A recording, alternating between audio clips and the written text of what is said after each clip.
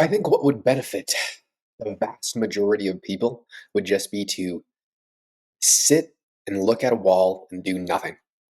And do that for an hour. Probably by minute 5, you'll think that you're probably 10 minutes in and the most bored you've ever been in your entire life. But 10 to 15 minutes in, you've gone past boredom. Probably even before that. You will just naturally allow your mind to race.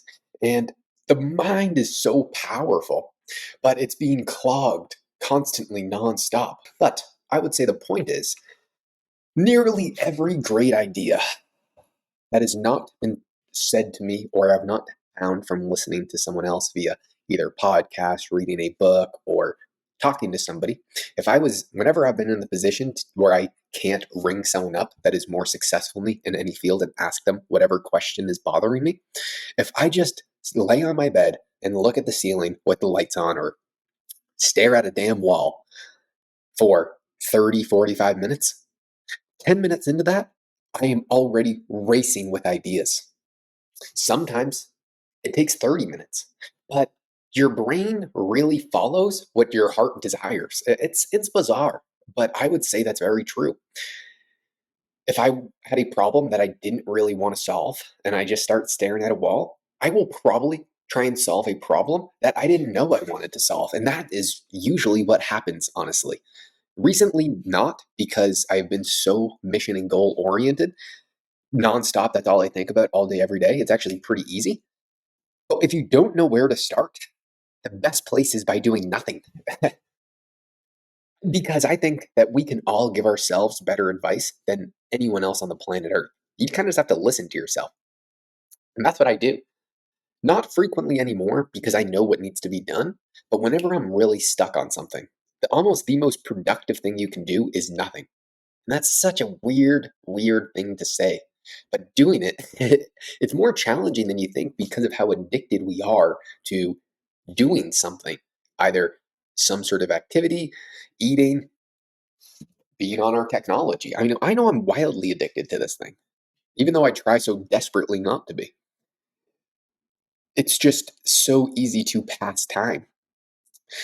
But usually, what I come to realize is when my brain is active, after let's say 5, 10 minutes of staring and hating myself, your imagination and creativity just runs rampant.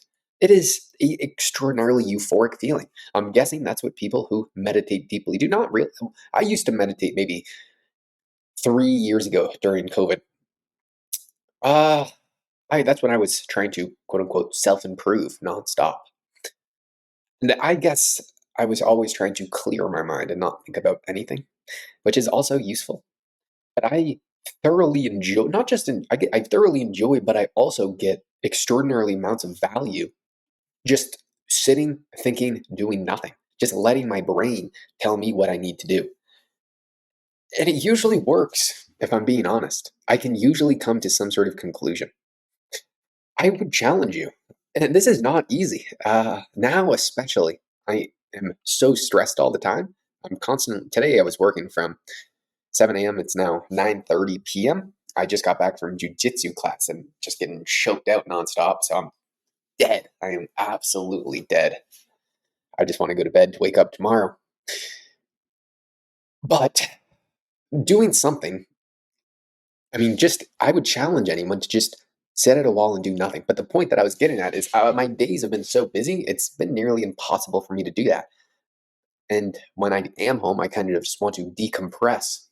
And that usually involves just messing around on my laptop. But I guess I should just stare at a wall. I'd just fall asleep right now, though. I would challenge you, someone though. I think if whenever I've been really stuck and I just think for sometimes even a few hours, what a remarkably difficult thing it is. I guarantee you will have some answers though. They might not be the ones you were looking for, but answers that are probably more important. I remember when I was meditating, thinking that I wanted to get rich or start a business or something back when I had nothing. It was actually telling me just become as healthy as possible. That's what my brain just told me to do. And I did that. And then I made the conscious decision that my number one priority is always going to be maintaining a very healthy lifestyle over any amount of success, because I had some pretty serious injuries and I solved all of those. But not being healthy was way worse than being broke. Way worse.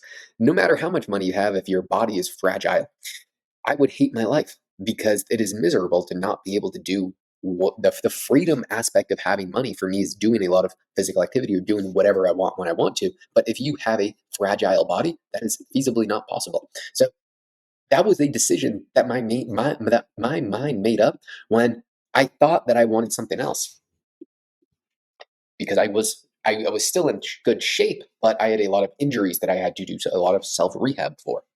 So I would challenge you: stare at a wall, do nothing, and see what conclusions you probably need to hear that you are avoiding, because you know what you need to do or should be doing or are doing that you should not be doing. Asking some random person on the internet is not going to help you. Unfortunately, there is no quick solution. It's always just hard, long, stringent hours of effort. Obviously, people, I would say most people wish that it wasn't that way, but once you start working hard, you realize that's the fun part. I mean, of course, it can get overbearing and relaxing is nice, but relaxing is nice because of the hard work. That's what makes the relaxation feel like, ah, wow, I needed this. It feels so good. If when you're doing that every single day, fuck, that's brutal. Sorry, sustainable lumber. I'm trying to watch my mouth, not curse when I'm doing these, but I messed up. Anyway, I'm gonna leave it there. Goodbye.